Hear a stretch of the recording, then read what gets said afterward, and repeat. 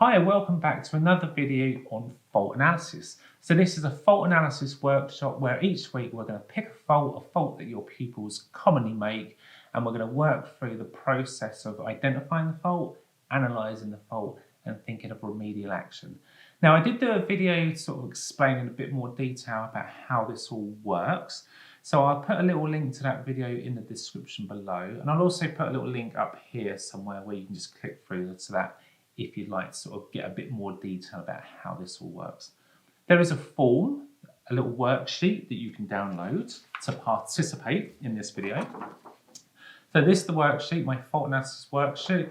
It is double-sided, and again I'll put a link in the description below so you can get that.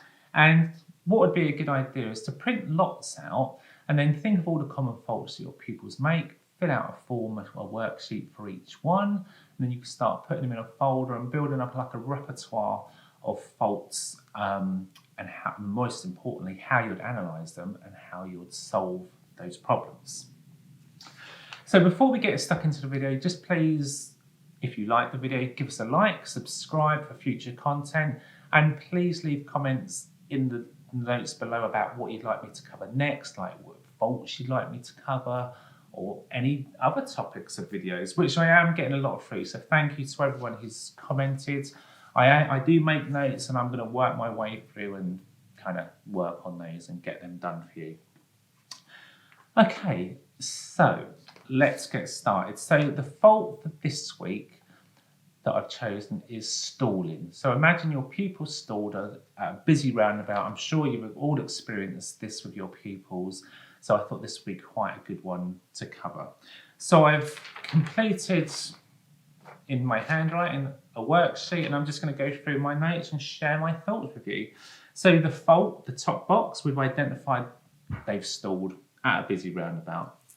The next section, you can draw it. I know it's not very interesting to draw a stall. This is more useful when people have taken a bad position at a junction, where you need to sort of build up a picture. But nonetheless, I've drawn it here. So I've got a busy roundabout. It's got 5 exits. I'll show you that actually. So it's a 5 exit roundabout where the little car at the front. We've got a big van behind. And there was a vehicle coming round at the point that they stalled. So we've got like a picture in our mind as to what happened. Okay, so we've moved down to the next section. Let's look at the risks. So write down the possible consequences, dangers of this mistake that you'd explore with your pupil. So the big one there for me would be the rear end shunt. You know, the pupil's gone to move off, the car's stalled for whatever reason, which we'll get to in a minute, and the car's just stopped. So the car behind's not anticipating that, could drive into the back of us. So there's a risk of a rear end shunt. After a stall, there's risk of rolling back. So you can put that down. If we've moved into the roundabout and stopped due to the stall, that what was a perfectly good gap to go in now isn't, because we've stalled, and now we're going to cause other vehicles to slow down, stop. There is a risk of a collision if that happens also. And we're going to frustrate drivers behind. They're going to get a bit antsy, aren't they? Because we've stalled and not getting on with it. So they're the kind of risks associated with that fault. And of course, if you put more down, there's really explore it and think this through analytically. We're trying to take faults and be analytical about them and work through a process. So let's look into the next box. So intervention. So this is what you would be doing at the time of that stall to keep the situation safe. So one thing to bear in mind with a false start, i.e. the car started to move and then stopped, to reduce the risk of that rear end shunt, one thing I'd want to be doing is putting my foot on the brake pedal to show those brake lights, to warn the vehicle behind that we've stopped. That, that if that can reduce the risk slightly of a rear end shunt, then that's definitely worth doing. Intervention at the time. So they've stalled. I've pressed the brake to keep control of the car. And then my intervention at this point might be just to direct them and say, right, do this, put the handbrake on, put the gear in neutral, and take control of the situation. I might ask them how they're feeling at this point as to whether they feel they could cope with another go at doing that, or would they like me to help. So that would be my kind of intervention, is really to put my foot on the brake, show those brake lights. And then if on the intervention side, if I need to physically help them because they've lost the plot, they're stressed out, that I could physically take control of the car and say, look, my car, and I'll help you get off the pedals. I want you to steer, press the gas when I tell you to, and I can help you. Or I might just talk them through, give them a full talk through and say, right, this is what you need to do. Like, so if you've stalled, okay, are you all right? Just want you to put your handbrake on, select neutral, okay, good, restart the engine, okay, clutch down first gear, set the gas, find the bite point and talk them through in that way. So that would be an intervention that we could do at the time. So let's move over to the other side and let's look at the analysis. So in this section, the idea is to try and get you to write down as many causes as to why that fault happens, to stop us from jumping to conclusions about what just happened. We want to sort of really get to the root cause of this fault. So the idea is sort of brainstorm it, have an open mind, and sort of get inside your pupil's head really, and write down as many reasons you can think of as to why that car stalled. So I've got a few here. So number one, they were in the wrong gear. They put it in third. Should have put it in first. For whatever reason, the car stalled, wrong gear, too high a gear. Number two, no gas or not enough gas would cause the car to stall. Bringing the clutch up too quickly is number three.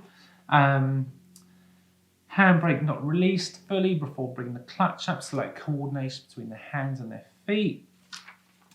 So just take those first four, and they're sort of physical reasons why the car might stall. That's like actually what was happening. If you can think of more reasons why the car would stall, but that's kind of always going to be related to like, is the gear correct? Have they set the gas? How are they bringing that clutch up? Is the handbrake coming off? All those things would cause a stall. There could be, so we've looked at the physical side, there could be like some psychological side causes for this stall, that they're stressed, distracted. So they might be worried about that van behind that's getting closer and closer, and now they're feeling more pressure, and so now they're rushing it and causing the car to stall. So yeah, explore that, list as many as you can, and that would be really good to help you. So next thing is just to pick one of those and then think of a remedial action. So I'm just going to go for the one at the top that we picked the wrong gear. Okay, so we need to think about, okay, so you put it in third instead of first. We need to sort of analyse this and think why. Why did they put it in third, not first? Is it because they forgot to do it? They just forgot to change the gear when they stopped at the roundabout, so they forgot. It could be that their technique of changing gear, that they meant to put it in first, but because of the way they changed the gear, they've accidentally put it in third.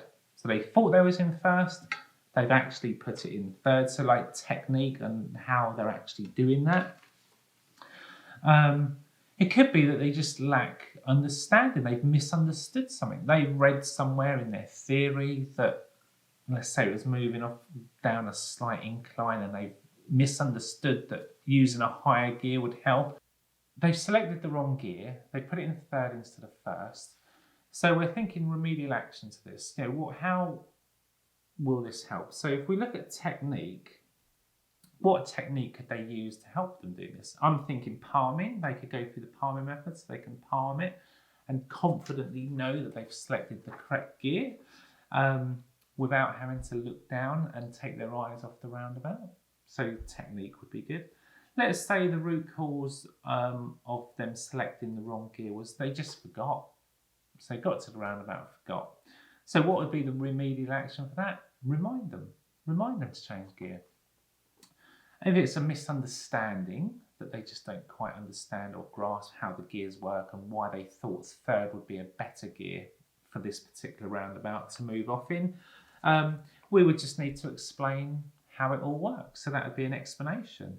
We'd obviously need the car stationary to do that. So don't get drawn in to try and do analysis at the roundabout, at the scene, to try and explain these things. There's far too much going on to that. You need to take control and help them get moving, getting off that roundabout. Because the longer you're there, the more stress levels are going to go up and you're just going to wind everyone up around you. So there is a place when to explain things. For this, I'd have the car stationary, somewhere safe, remove them from the situation, just let them have a break, calm down, explain things, fill the gaps in their knowledge. So they're just taking that one fault of wrong gear, by digging down and analysing the fault as to what is causing that. Then we've got different remedial actions from, like, is it palming method? Is it just I need to remind you to change gear? Is it just a misunderstanding? I need to explain things to you. Okay, so that will help us and prevent us from going off in the wrong direction with this fault, and we hit the nail on the head. We give the correct remedial action for this particular fault. We really deep dive and sort of laser pinpoint the problem and get it solved. So now moving on to the final section, questions. So this is to do with questions. What questions would you ask your pupil afterwards? So I just want to emphasise the point here that during the situation we need to take control. We don't want to deep dive and analyse at the roundabout when all that's going on. That is not the time or the place to do that. So we always control first, educate second. So questions. So at the scene, it's just happened. Let me just sort of think about that. What would I be saying? I'd like ask them if they're okay. Would they like me to help them? So they would be my initial questions at the scene, and see how they're feeling and what they can do. Afterwards, the questions I would ask. So now I've pulled up the car stationary, they've de-stressed, they've had a moment to sort of calm down. So now I would just sort of type of questions I could ask. Why do you feel the car stalled? And let's say they think, oh yeah, no, I was in third gear. Okay, so you're aware of that. Which gear should you have been in? What gear were you looking to select? Oh, I meant to select first. Oh, okay. Why do you think you selected third instead of first? Oh, I don't really know. Okay. Well, what method of gear selection do we use to help us select the correct gear? Oh, I'm not sure.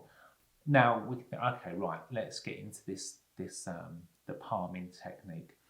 So once we've sort of used our effective lines of questions, we don't have to ask many questions before we get to the root cause. And we can do that quite efficiently and safely. You can do this on the move. You don't always have to pull them up to ask questions. This will come with time as your skill as an instructor, like knowing when to ask these questions and being effective with your questions. So you keep your questions like pinpoint laser, so you get to the root cause without sort of going all around the houses and distracting them when they're driving. But initially, as you're learning, to develop this skill, I would pull them up and just have a little chat. And especially if your pupil needs a break, if they're stressed and dwelling on that stall, number one, they need a break. So let them have a break, and then you can have your little chat, talk through, help them out. Remember, your job there is to help them and support them in their learning. Okay, so so we've had a bit of a deep dive in our questions around the stall. Maybe another question you can ask, can you think of 3 possible risks, problems with stalling at the roundabout? And they'll probably say, well, yeah, that van driver was well narky behind me and all this kind of stuff. So try not to preach to them, try not to tell them the obvious things, ask them first. And if they're struggling, if they really can't think, then obviously guide them and guide them into that where you want them to be, rather than just tell. So question and answer technique is a real skill that you need to sort of build and develop on, because this will help you with your analysis overall as a driving instructor. So I think that I'm going to leave it there for that video. So again, if you like the video and the content, the work that I'm doing, please like, subscribe so you can see when the next video is coming out. Please leave comments in the comment section below about what fault you should like to cover next, and I will do that. So until next time, see you in the next video.